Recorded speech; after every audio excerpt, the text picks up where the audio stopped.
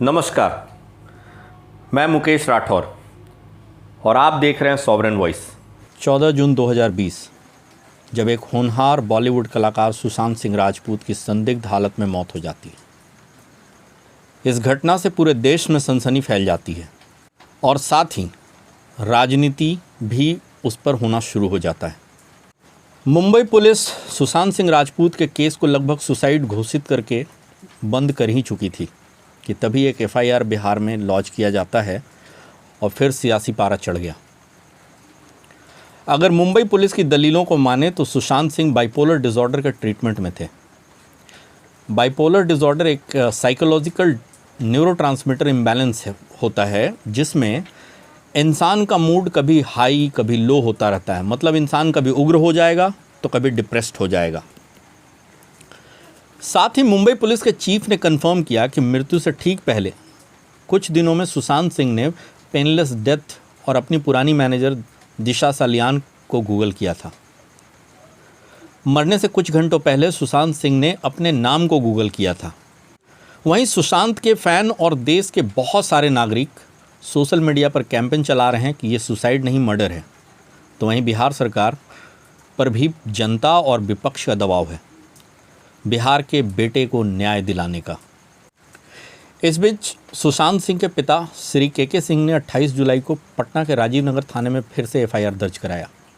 उनके अनुसार उनके बेटे के मौत के 45 दिन बाद भी मुंबई पुलिस केस की लीपापोती करने का प्रयास कर रही है और हत्या में शामिल लोगों को बचा रही है। इस एफआईआर में सुशांत सिंह की गर्लफ्रेंड रिया चक्रवर्ती समेत 6 लोगों को आरोपी बनाया गया, जिन पर मुख्यतः आत्महत्या के लिए उकसाने, गलत तरीके से बंधक बनाने, ठगी इत्यादि की धाराएं लगाई गई हैं।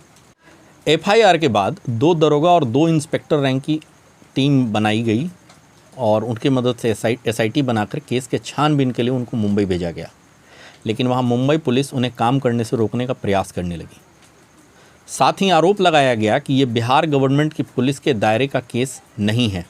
इस बीच मुंबई में राजनीतिक सरगर्मी तब बढ़ गई जब बिहार से जांच करने गए एसपी विनय तिवारी को जबरदस्ती क्वारंटाइन कर दिया गया। और ऐसा नहीं है कि जनता और विपक्ष के नेता ही सीबीआई इंक्वायरी की डिमांड कर रहे थे। इससे पहले 23 जुलाई को रिया चक्रवर्ती ने भी गृह मंत्री अमित शाह को टैग करके ट्वीट करते हुए सीबीआई इंक्वायरी की मांग की थी। आखिर आज श्री के सिंह के निवेदन पर मुख्यमंत्री श्री नीतीश कुमार ने सीबीआई जांच की सिफारिश कर दी है और ऐसा माना जा रहा है कि मुंबई पुलिस में सीबीआई इंक्वायरी का नाम सुनकर हड़कंप मच गया है।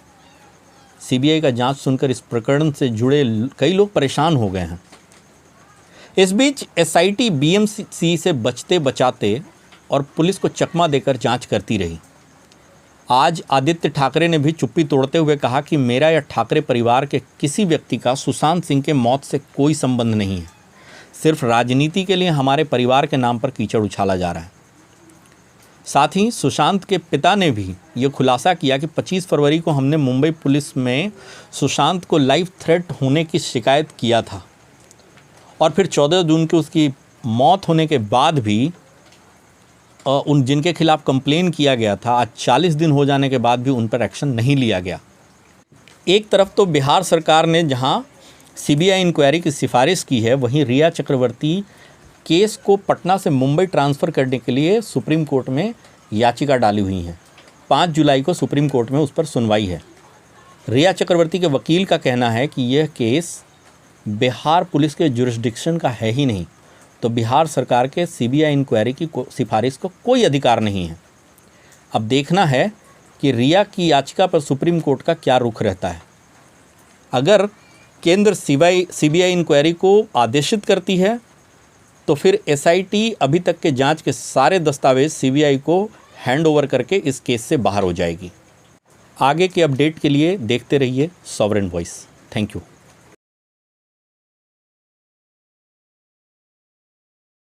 दोस्तों, सब्सक्राइब करें हमारा चैनल सॉवरेन वॉइस और खबरों के निष्पक्ष विश्लेषण को समझें। For updated news you can also visit our website sovereignvoice.in, Facebook page Sovereign Voice and Twitter handle @voicesovereign. Thank you.